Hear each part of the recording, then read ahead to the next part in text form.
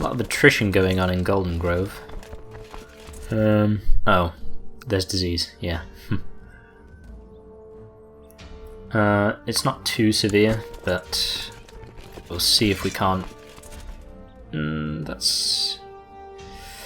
We don't want to get rid of too many troops, because obviously they'll be... Oh, I understand now.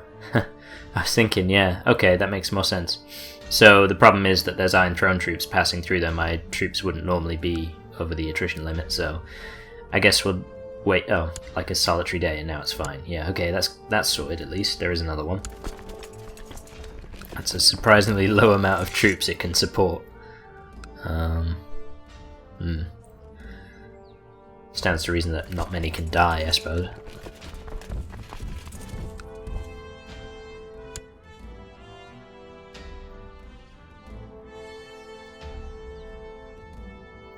Impressed by that solitary Rivenland's troop standing its ground. Army of one. Golden Grove scraping together a few more levies. I suppose it must be quite disappointing for them to have had a sizable piece of land and now to be losing it quite easily. Swear fealty is a bit of an unusual one. Interestingly, it doesn't consider him to have a lower rank than Stannis, which, to be fair, is kind of accurate in the sense that I'm pretty sure we could field more troops in a pinch.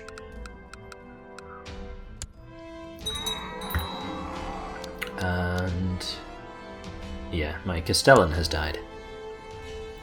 It's a shame, he was presumably good at what he did. Also, I don't know, was he my...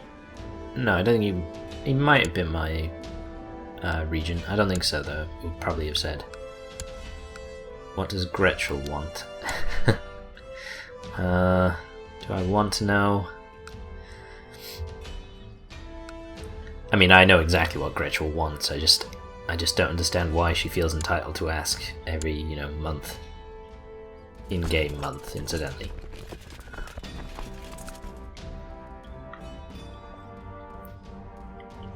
She can deal with her own problems, although that looks like a rebellion.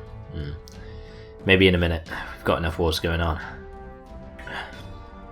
Oh, so now that she's taken Runestone back from the north, they are now fighting to take the Vale. I suppose we best help out then. What's one more war? Also, it gives our troops somewhere to run from the Riverlands.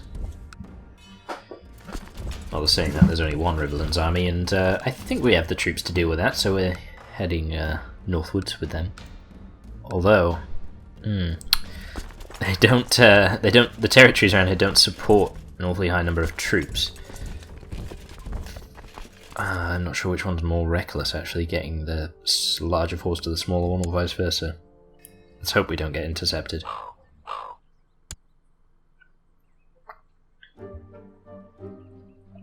Oh good, the Riverlands troops are going in completely the opposite direction now. Oh.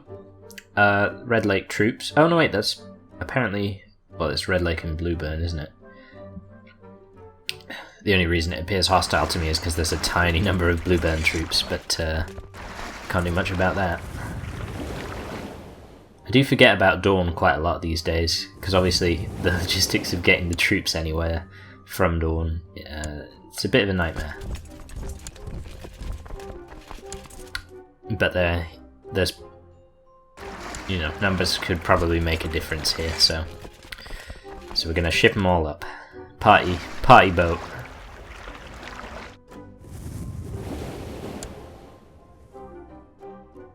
Yeah, see, the Red Lake troops go their separate way, and we couldn't attack them if we wanted to. Slightly worried that he's gonna win. Oh well. Oh, okay. It's quite handy for reaching somewhere like the Vale.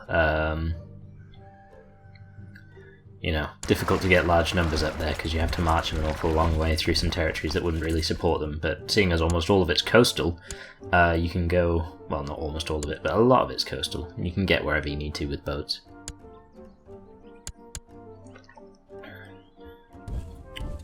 Fun fact about this mod, actually, the North doesn't have any ships.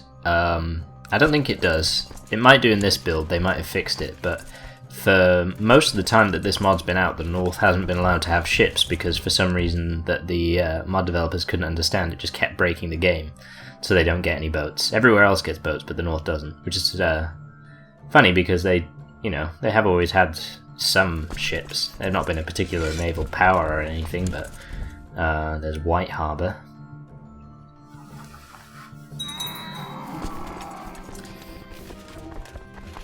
My Maester's died. I think I've gotten round to saying it the HBO way, or possibly the just correct way, because George R. R. Martin says it that way.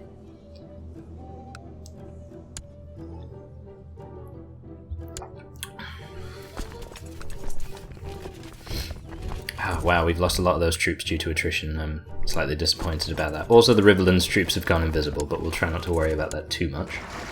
In the meantime, we've got that big force in the Vale to take down, and plenty of other work to do besides.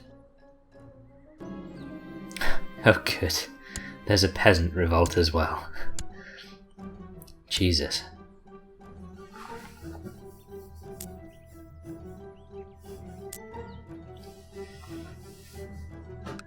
Starting to feel like Kim Jong-il in Team America, really busy. Got a lot of troops tied up in Golden Grove. As I said at the start of this, like them having so few troops is actually kind of a disadvantage because obviously I would have been able to handle a modest number of troops from them, but they didn't even have that many, so I've gotten next to no war score from fighting them. Well, no, I've got like half, but the rest of the time spent capturing places, and that ties up a big amount of troops if you're not going to assault them. And I don't particularly want to because I have several other wars to deal with as well, and also though it's just not worth impacting my my long-term troop numbers on anything that isn't a major war.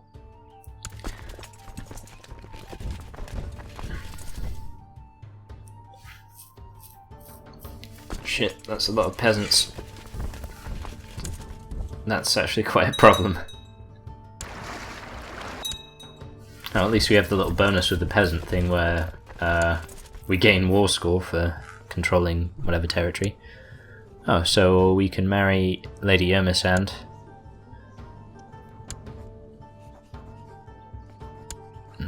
Sure. I mean, you know, I did do the betrothal for a reason. So fair market will be inherited. That's something that I feel quite happy. If we ever have a generation where there's more than one son, we will at last have some land that we can parcel off to a second son, second child, whatever. And there we go, Golden Grove is one, and that's pretty significant. Yeah, because we have another 30,000 troops we can raise, and I'm pretty sure we raised all of our levies at the beginning of this, so that's something.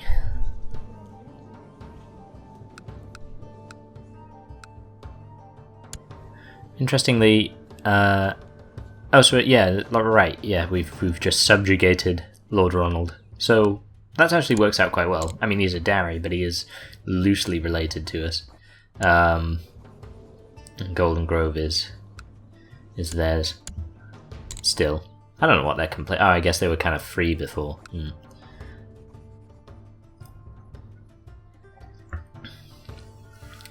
Well, that's fine. I was going to give Golden Grove away anyway, but this saves me the trouble. Wow. I had like an advantage of about 6,000 troops in the Vale. I didn't think about the hill advantage, and I didn't think it would give them that much of a bonus, but then again, no commanders.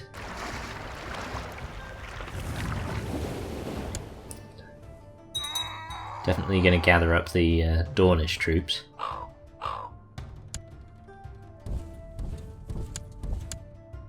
Oh, the Blueburn revolt ended. I'm not sure I gave that my full attention, but it did.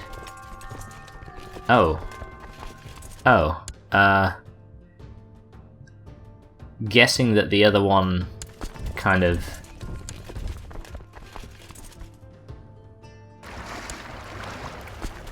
succeeded.